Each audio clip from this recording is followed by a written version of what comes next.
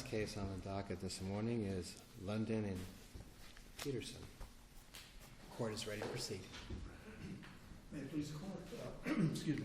My name is Ray Bass, and I represent Ronald Lundeen in this appeal of a repeat violence injunction that was entered against Mr. Lundeen by the Circuit Court in Collier County. The basis of the appeal is, well, there's really two, but the overarching basis is that I submit to the court that the record will show that there were not two incidences of violence within the 6-month required time period. There were basically two, I'll call them incidents. They were back-to-back, that is on consecutive days, between Nadine Peterson, who was the petitioner, and Mr. Lundeen. And it was a dispute about the ownership and possession of a dog. Mrs. Peterson had a grooming kennel. She had sold a dog to Mr. Lundeen.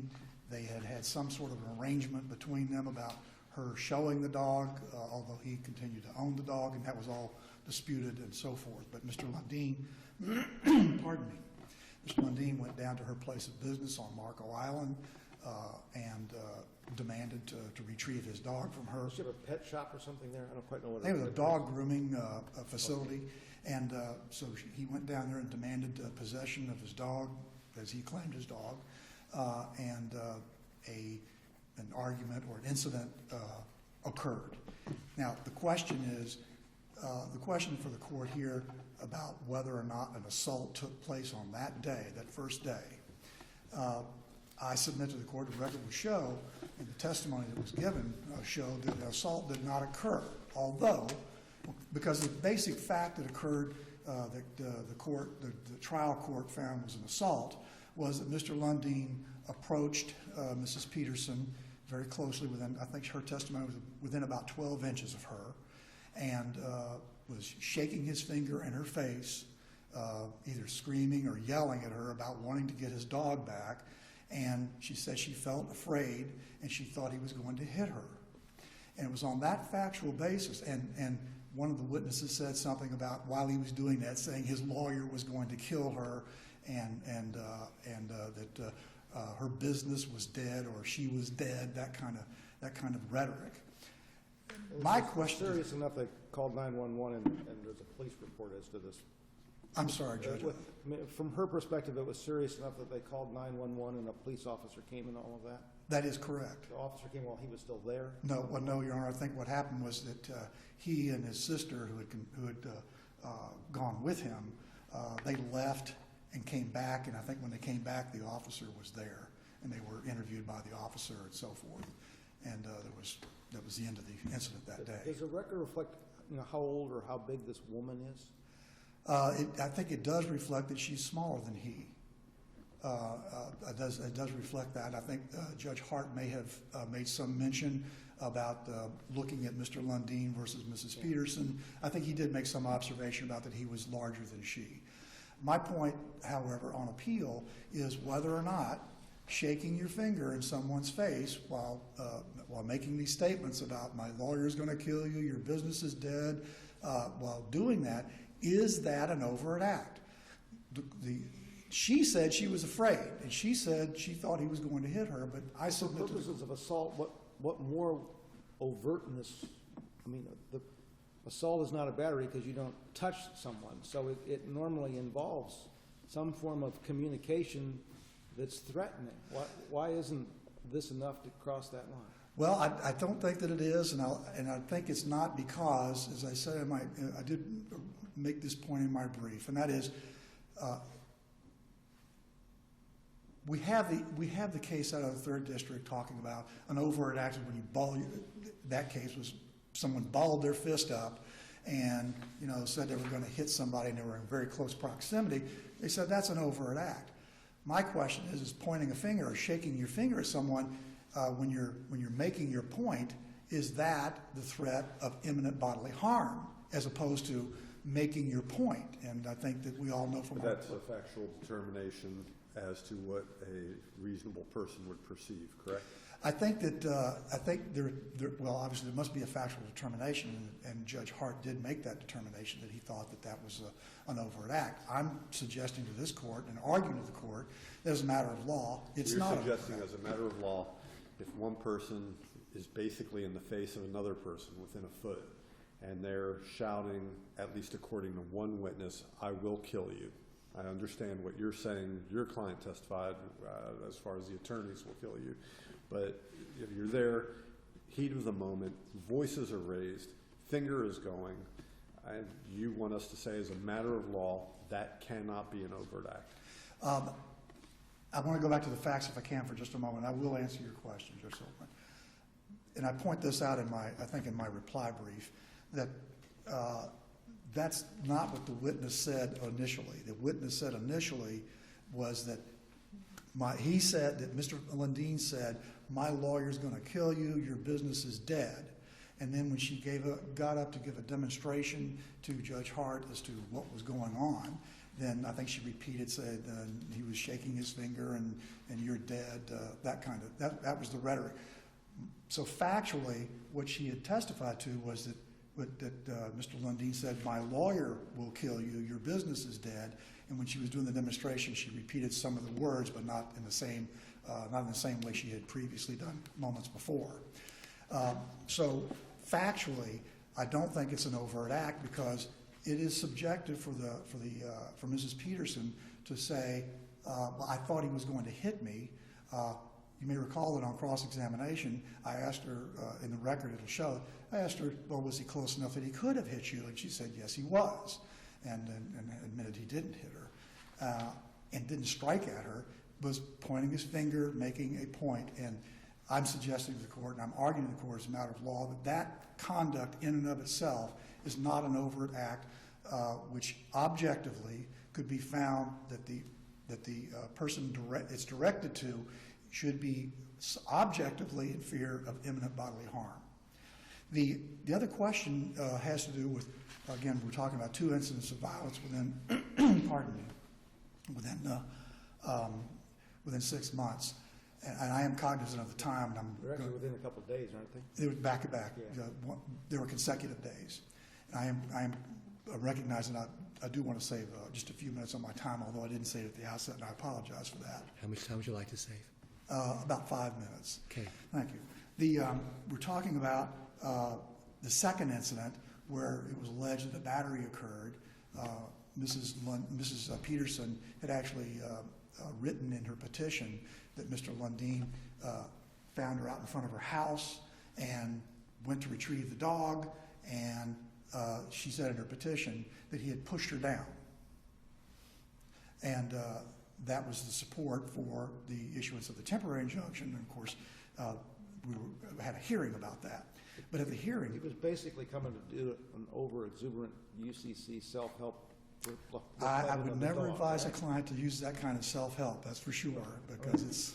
The problem here is that rather than all of these proceedings, somebody needs to file a petition for writ of replevin and find out who owns the dog, right? We have subsequently done that, Your Honor, and that's percolating along now in the trial court. And once that's over, I would think the permanent injunction would go away because they'd no longer have anything to fight about. Well, one never knows about those things, so it's hard to say for sure. The point I was trying to make here is that on examination by her own counsel, she did not say that she was pushed down. She didn't say anything like she was pushed down, and that had followed the testimony of 2 eyewitnesses who said in their testimony they didn't see any touching between the 2 of them. And so her testimony followed their testimony, and she did not say at that time that he had pushed her down. So the question then was a battery proved? No, there wasn't. But what the trial judge found in concert with counsel's argument that an attempted robbery had been perpetrated on Mrs. Peterson by Mr. Lundeen, that an attempted robbery had been perpetrated, and that was sufficient to sustain the second act of violence within 6 months. In my brief, you can see that I've argued on a legal basis that an attempted robbery, even if first of all, it couldn't be an attempted robbery because of the acknowledged co-ownership, that is from Mrs. Peterson, the acknowledged co-ownership of the dog. But even if it were, that is not one of the enumerated acts of violence in the repeat violence statute that will support an injunction unless it involves a bodily injury, and that was not alleged, and there was no evidence of it whatsoever. And so that's a real technical point, but that's what we do. Obviously, if the law is going to be enforced, it should be enforced, on its technical merit. My point in the second part of the second incident was that a battery was not proven, and I think the judge accepted that from his comments in the record. And then, but he said, even if there was no battery, then there was an attempted robbery, and that's the basis upon which he sustained the violation. So, for those reasons, my client seeks the reversal of the imposition of the injunction and seeks its vacation, of course. I would just like to say very briefly that I know that there are questions about the shaking of the finger and whether that's an overt act. We don't find anything in the law, in the cases that are reported that I could find saying whether or not that can be an overt act. We know about the shaking of a fist with a threat. That's an overt act, and other incidents were an overt act. And I cited to one case where a police officer arrested someone, pardon me, I think for disorderly conduct. It was a case that was decided by this court. We're almost in exactly the same kind of conduct. We were arrested for disorderly conduct, but not assault. And I just thought that might give some guidance to the court about, people don't generally think that shaking your finger in someone's face is a threat of bodily harm. But that involved a police officer. Yes, you did, Your Honor. And they never say they're afraid when people do things like this. That's wrong. That's probably correct. That's probably correct. And for those reasons, though, I am seeking that the trial court's order be reversed. Thank you.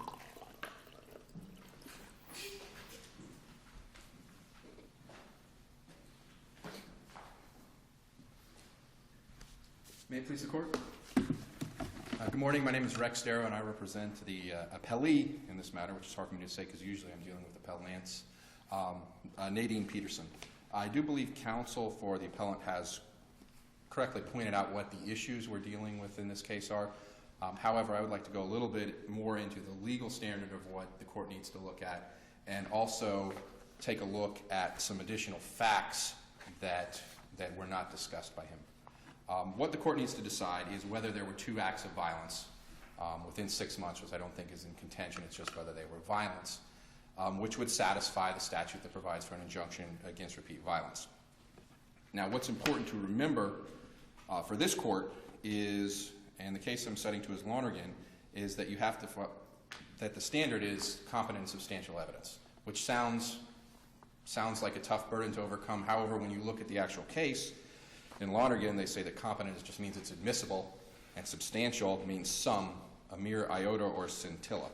So this isn't something that had to be overwhelming evidence, whether if there's contrary evidence. There has to be evidence that violence occurred. Looking at the first day, I would like to talk, first of all, assault, which is defined in 784.011, is defined as an assault as an intentional, unlawful threat by word or act to do violence to the person of another, coupled with the apparent ability to do so, and doing some act which creates a well-founded fear in such other person that violence is imminent. Some of the facts that were testified to at this hearing were that the appellant came in yelling. He also barged past a gate into a restricted area where the appellee was. There was testified from several individuals as to that. That he got into within 1 to 1.5 feet of her.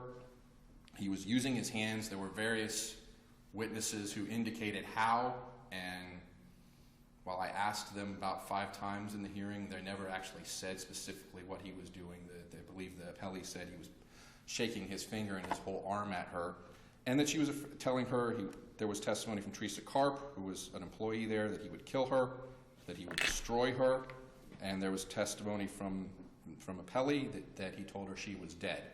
So we have more than just the shaking the finger in her face. We have him barging into a restricted area, screaming and yelling and telling her these very things. At one point, the witness says something along the lines of that he was saying his attorneys would kill her. Other times she says he will kill her. Was that clarified in a way to where the witness backed away from that it was him threatening her as opposed to him threatening to have his lawyers get involved? My simple answer would be I don't believe it was ever actually clarified. There were times when witnesses said, my attorneys are going to kill you, and there are times when he said, I'm going to kill you. So that was never really clarified what he actually meant by that. Was it clarified that he used that phrasing multiple times? So at one point he might have said, my attorneys will kill you, and another time he might have said, I'll kill you? That's my understanding of what happened based on their testimony. Specifically, one witness answered, okay, he was just in her face and using his hands, I will kill you, I will destroy you. And at that point she said she called 911. And the reason I'm pointing out these other actions is I think they're all overt acts. Barging through the gate. That's something, if you're sitting in the back and you've got someone ranting and raving and they come barging through a gate towards you, saying these things, you're going to think there's a good chance they're going to use violence against you at that point. Additionally, he had the ability to carry it out, something that Judge Alterburn asked about, specifically what the court made a finding of was that Mr. Lundeen was a well-conditioned person and that he was a strong man compared to Mrs. Peterson. So the court did make a finding of their physical disparities. So you have him making the threat by word and by act to do violence to her. You have the apparent ability to do so because he's right up on her, and you have him doing some act which creates a well-founded fear in such the other person that violence is imminent. All the requirements for an assault are satisfied. I would also point out that if I cited to a case called Sullivan versus State, that imminent means near at hand, that it's something that's about to happen, that it's close rather than touching. So an assault's almost, while it's not an attempted battery, it's right before a battery, and it's something that gives that person a reasonable feeling that it's what's going to happen. The second events for the second act of violence happened the next day, which was August 10th. Specifically, the facts which were testified to were that she was walking the dog.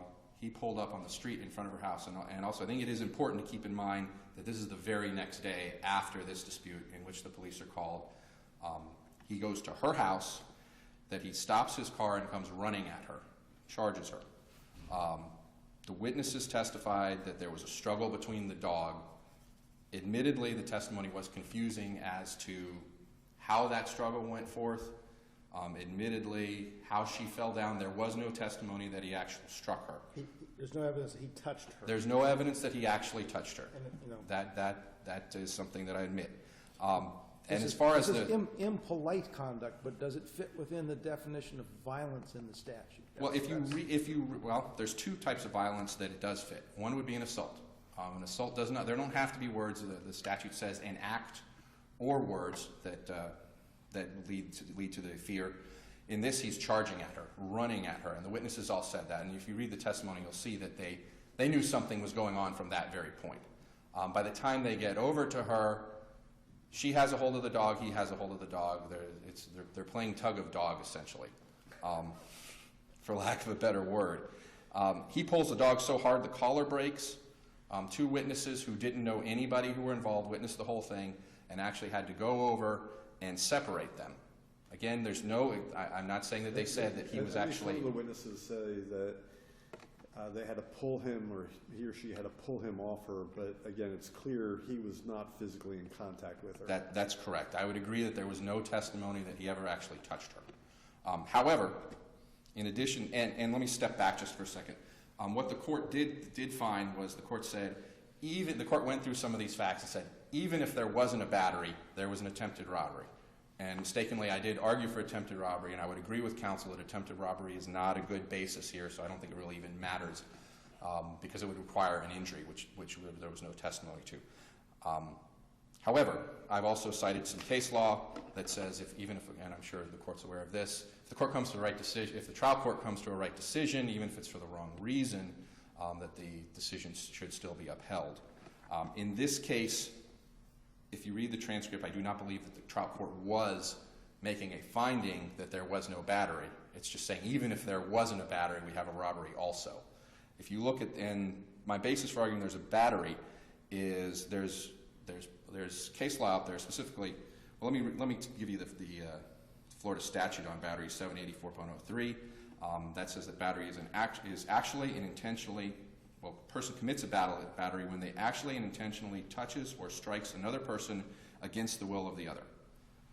Then when you look at the case law, and I'll cite to Malkowski, which is a second district case from 1984, the term person in the battery statute means person or anything intimately connected with the person. Here we have her walking the dog, and at some point her holding the dog and him pulling the dog away. When in coming to their decision in Malkowski, and I'm not good at saying the name, they talk about the Hornbook, which says intimately connected can mean anything in their hand, including a cane. So him touching the dog, him grabbing the dog, would, under Florida law, be a battery, which is a qualifying offense. I also cited to the case of Clark versus State, which says whether an object is sufficiently connected to a person such that touching or striking the object would be a battery on that person will depend on circumstances of each case and is generally a question of fact for the jury. So that would be a question of fact in this case for the trial court, and that specific language is dealing with a criminal case. And since we're dealing with a civil case here, I don't know that the statutes need to be read quite as strictly construed in favor of the defendant, since there is no defendant. If there's competent, substantial evidence of 2 acts of violence, is the trial court compelled to enter this injunction? I'm not sure of that. I mean, one of the things that concerns me a little bit is that this man is, unless he goes back to court under tests that are a little unclear in the law, forever barred from owning or possessing a firearm because the 2 of these people can't figure out who owns a dog. And this isn't a situation where the judge entered an injunction for a month or an injunction until they sort out who owns the dog. This is a permanent injunction that prohibits him from ever possessing a firearm again. I do understand. I don't know that the court, that's a question I hadn't thought of the answer to. I don't know whether a court is compelled to enter an injunction if substantial competent evidence is put forth as to 2. And I think it would take me too long to read the statute and ferret that out right now. The court did imply that, well, the court said he was entering the injunction until further order, which is correct that, as of right now, that's for life. However, the court did imply that once this was worked out, it would consider, and the injunction statute is written such that at any point, someone can move to dissolve it. It's in the judgment itself and permanent restraining order. Okay, then if you do read the language, the way the court put it was until further order. But so I think we've got a clear case of 2 separate acts of violence. They were within 6 months of the time period. Because of that, the opinion should be affirmed. Thank you.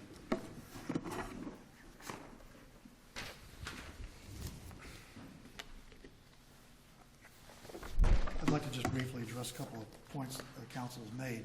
He's making the tipsy coachman argument about the trial court makes the wrong decision, makes the right decision, but for the wrong reason, it could still be affirmed.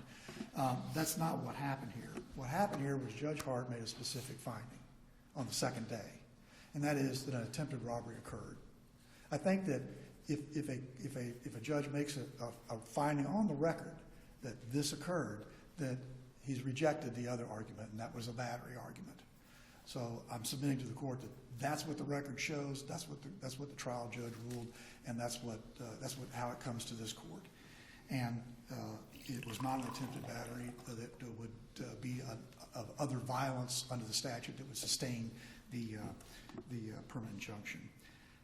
Also, I submit to the court that the record bears out that Mr. Lundeen got out of his car, running up toward Mrs. Peterson, and the record shows he went for the dog that was on the ground. The witnesses say so, he said so. Went for the dog that was on the ground, picked up the dog. Then the tug of dog ensues.